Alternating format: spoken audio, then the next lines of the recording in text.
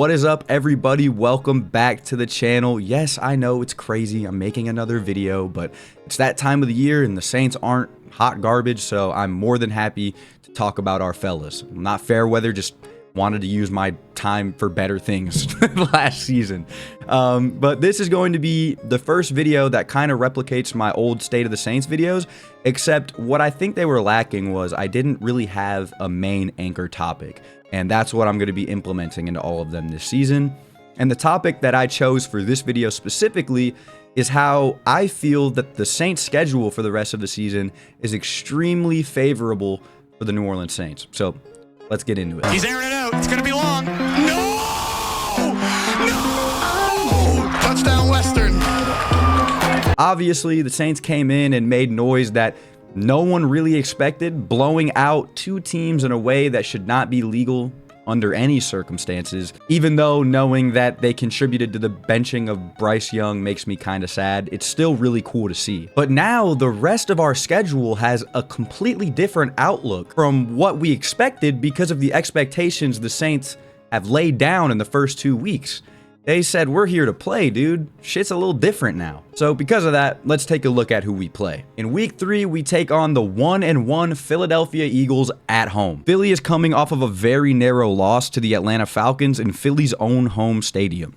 Now, Philly is a good team, don't get me wrong, but Nick Sirianni is a horrible coach. We saw Nick decide not to call a single running play for Saquon on their failed opening drive last week, which came a week after Saquon scored 3 touchdowns.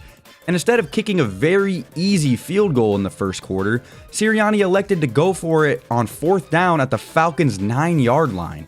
And that field goal, because they lost by 1, would have been detrimental. Stuff like this is the reason why Philly looks a lot worse than they should. I'm not sure if they are as tough of an opponent as a lot of people think, simply because of the mismanagement going on down there. Now we bounce into week 4. We have a very interesting road game against the 1-1 Atlanta Falcons. The Falcons lost to the Steelers, who, mind you, scored 18 points off of field goals and nothing else. Chris Boswell scored all 18 points for the Steelers, and the Falcons still lost by 8. I'm not saying Atlanta is a bad team, but Kirk Cousins does not look comfortable yet. I think the Saints going against them in Atlanta early is definitely beneficial, as even though they don't have home field advantage, the Falcons don't seem to have fully gelled yet, and I think we can use that to our advantage early on. Week 5. Saints versus Chiefs. This is Mahomes throwing it in the dirt on purpose. So he sees it, and then he's got such great instincts. He tries. Nah, that's a winning play. No turnover. So this is a big one. Probably our biggest test and hardest game until the bye week, even though Kansas City has not looked good. I'm just going to be honest. They are an Isaiah Likely toe and a pass interference call away from being 0-2. They beat the 0-2 Ravens and the 0-2 Bengals. None of the top tier teams in the NFL from last year look good, except for like Buffalo and maybe Houston, and Kansas City is no exception. Mahomes has 3 touchdowns and 3 picks on the year, so if they don't figure it out before week 5, the Saints may be able to catch them sleeping. Week 6, the Saints versus Bucks at home. I don't care what anyone says, I am not buying Tampa Bay. I don't care. Yes, it's extremely biased. Yes, this, that, and the third. I'm just not buying Tampa Bay. I'm not. But I think it'll still be a very, very, very good game to watch, and I'm excited for it. Hopefully, we can send Baker Mayfield back down to earth. Week 7, Broncos versus Saints. Unless Sean Payton pulls something so far deep out of the crevices of his asshole, this should not be a game the Saints have to worry about. Sean Payton does on occasion, and we know this as Saints fans, win petty games that he has no business winning. So circle this game twice on your calendar, because there may be a point where the Saints somehow just slip up and lose a game like this. But at the end of the day, Denver is extremely bad, so I would be very surprised if the Saints lost. Week 8 is where it gets a little too far to predict. I'm not comfortable speaking on games this far out, but it goes Chargers, Panthers, Falcons in New Orleans, Browns, Rams, Giants, Commanders, Packers, and Raiders. And then we finish off with Tampa.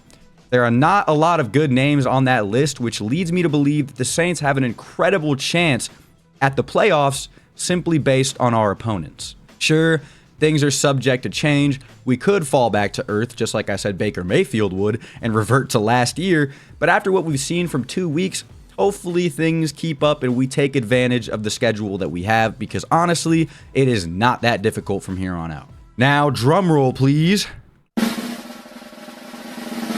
Get ready for Please Be My Husband Players of the Week.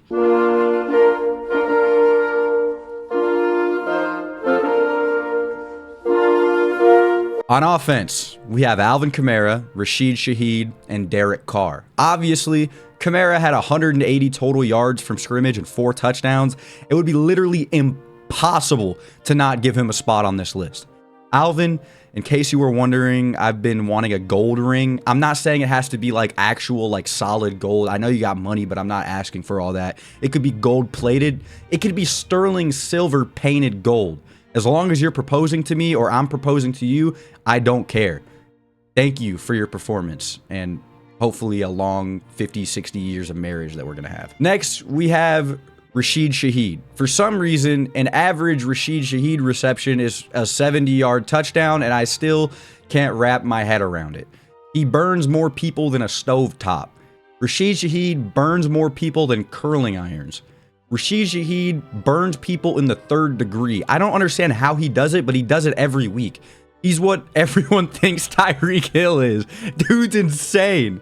Derek Carr, I don't know if it's because it's like election year or because you went on one of those like 2021 Aaron Rodgers ashwagandha retreats. I don't know what you did, but tell me whatever it was so I can make sure it happens every single season. He's absolutely balling out of his mind in a way that would make my pants drop down to my ankles at my first run-in with Derek Carr out in public. Please be my husband. On defense, we have Will Harris for sending CeeDee Lamb to Tua Town. Dude, for a second, I thought CeeDee Lamb died. I bet when CeeDee Lamb was on the ground, he was 5 years old eating dinner with his family. All 25 years of CeeDee Lamb's life flashed before his eyes. The youth camps, the NFL Combine, college exams, everything ran through his brain. He woke up confused as to where he was and was sad and mad as fuck when he seen he had a Cowboy jersey on. Will Harris, you get Please Be My Husband Player of the Week on defense. Also, so does everyone else but Paulson Adebo. Now let's move on to Booty Butt Cheeks Players of the Week. So for Booty Butt Cheeks Players of the Week, there's not a lot of places or people that I could put on this list, but someone has to be here. And Paulson Adebo, you are the Booty Butt Cheeks Player of the Week. Look, I get that he picked off Dak Prescott, but there was so much Paulson Adebo-esque shit going on before that. I was about to rip my hair out. Penalties, whiffs, big receptions, you name it. But that's Paulson Adebo, the Jameis Winston of cornerbacks. It's either Paulson Adebo has 66 picks and 24 sacks, or he lays down on the field and starts doodling in the turf and allows 400 points in the process. I don't understand it. Him being the worst on our defense last week says a lot about how good we played. Because in all reality, he was not that bad. He just had to do a lot of work against CeeDee Lamb, and that isn't easy. With Marshawn coming back soon, he will be back in his comfort zone. The last thing I would like to talk about is the Saints' injuries. We saw Taysom Hill leave the game early last week. He went to the hospital. He got discharged. Dennis Allen was saying that it looked like he missed anything major, just a regular chest injury. We'll get more details on that, and I'll be sure to upload it or update it in the comments and on my community post when the injury report drops. I also believe that Marshawn Lattimore should be coming back this week, so that'll be great for our defense. And all the other intricacies, like I said, I will cover later. Thank you guys so much for watching this video. Let me know if you liked the video, and I will see you boys in the next one. Adios.